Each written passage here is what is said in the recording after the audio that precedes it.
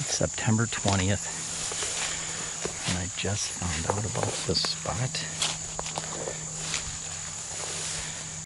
I already bumped 4 deer out here, which is not cool at all. There's a creek. I had to cross this damn thing, and it was just muck, serious muck. Had to use chest waders. We're gonna walk the river, down the edge of this river for a ways. I'm not gonna film it because who wants to see that? But there are some oaks in here, but I haven't seen any with acorns yet. That's a white oak right there, and that's a white oak right over there. So I have seen some oaks in here. Those are 2 white oaks, but they don't have any acorns on them. So there's no draw right now, but it's a bedding area, so hunters will push deer back into here. Obviously there was deer in here already because I think I spooked 4. Other hunters pre-season scouting, although they were on the other side of the river. They still pushed them across the river. This is something of interest. See those tracks right there? They're very prominent in the mud, and they're pointed. The tips of the hooves are pointed. That's a doe. It's a decent sized doe. It's at least a 1.5-year-old doe. When you get bucks, you know, they've been scraping now for a little bit. Their toes get rounded off, just like filing. When they're scraping, it's on hard dirt, and it's just like filing their nails down. So their ends of their hooves are rounded. They're not pointed like that. So when you see pointed, I don't care how big the tracks are, when they're pointed like that, that's going to be a doe track.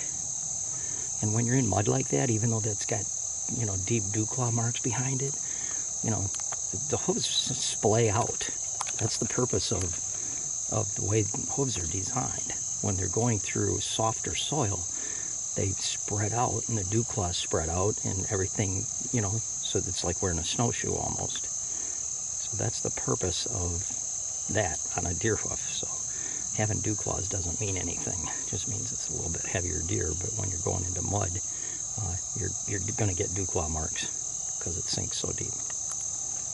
We had some straight winds about a month ago and knocked down a ton of trees. This is one of them. But you can tell by how the grass is all mashed down. That oak has some acorns in it, as does this oak has some acorns in it. These grasses are all matted down. There's a lot of little oaks in here. All those little trees out there are white oaks. There's another one over there. Some droppings right there. I just stepped on something. There's some right there. So they've been in here for sure. That's acorn holes. This is a great daytime spot because they got lots of security cover. Ample security cover. There's some more deer droppings right there. Those are fresh. Those are pretty fresh right there too. There's droppings down in there. Some more holes right there. There's some more droppings right there. There's some more droppings right there. So it's getting trashed here pretty good. I can tell by how the grasses are all mashed down. It's a long access to this spot from any other road. So I haven't seen sign of any other hunters back here whatsoever from the past or from current. So this should be a okay spot. If nothing else, I'll put it into my free hunts rattling locations. This is a spot during the lull. I'll come back and probably hunt it just before pre-rut and do some sparring sequences and see what happens. And then if I see a lot of deer still coming in towards here or transitioning through this area, I'll put it into my pre-rut hunting as well and rut. another tree that fell over, but it's next to an oak. I'm literally 30 yards from that other oak tree, and this thing's loaded.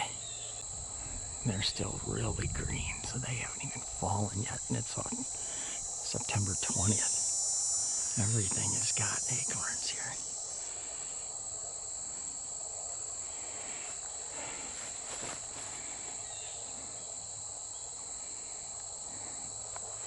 Look at these bottom branches.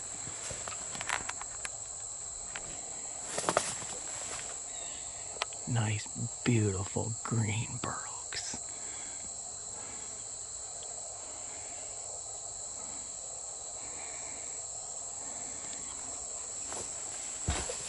They've been eating under here too.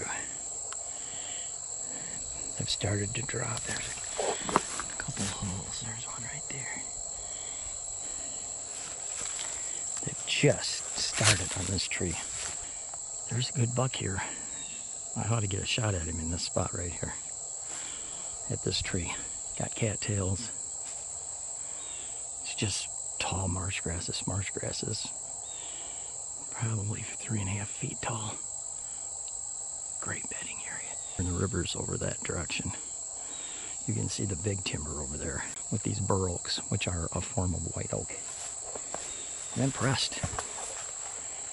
I don't get impressed very often, but to have green acorns this green, not even ready to drop yet, on September 20th, these are going to probably be dropping into mid to late October. And now I just got to pick out a tree. I'll pick something out over there. There's lots of other oaks here. There's one there that's got acorns on it. There's one there that doesn't have any, but that green one behind it does. As does this one. As does this one. Right here. I looked up into that tree and that one's got green acorns on it too. So this will be somebody looks like they've been here over the years ago, because there's a cut tree next to it. It's been cut for years though. I haven't seen any sign of anybody back here. I'll definitely come in here. I'll probably hunt this early season now. Now that I found all these green acorns, probably within the next 10 days they'll start dropping. So there'll be more activity on here. Looks like that popple right there is going to be the tree. I'll get up there about 25, 27 feet. And the tree I want to shoot to is right there. So it's about 12 yards probably. It's kind of cool because I got this little stuff right here growing. And as high as I am, there will be gaps in the tops of those trees that I can shoot to that little oak that's loaded. And give me a little tiny bit of cover, but I'll be up high enough. I'll be out of their peripheral vision as long as I sit still. And also I can shoot to that other oak over there, but that one's dropped most of its acorns, so this one's going to be the target. These little group over here is going to be the target oaks for these deer to feed at, probably within the next week and a half. That tree is right next to it's loaded too, now that I'm looking at it. That's a white oak, and that tree is absolutely loaded. I'll have deer feeding right underneath me. I love it. That's the cool thing about scent control. You never have to worry about that. Never have to worry about getting winded. They can walk across your tracks. They can walk through the vegetation you entered through. Makes absolutely no difference. Biggest game changer in hunting. Shocked more hunters down it and say it doesn't work, because I've proven it for 20-some years that it does. Well, that's their problem.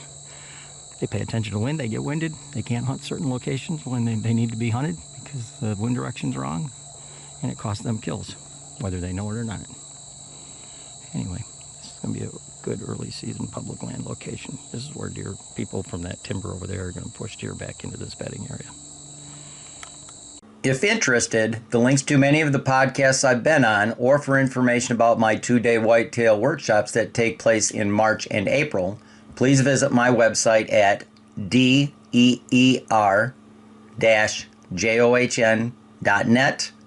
Thank you for watching another episode of Eberhart Outdoors, and to receive notifications for future videos, please subscribe.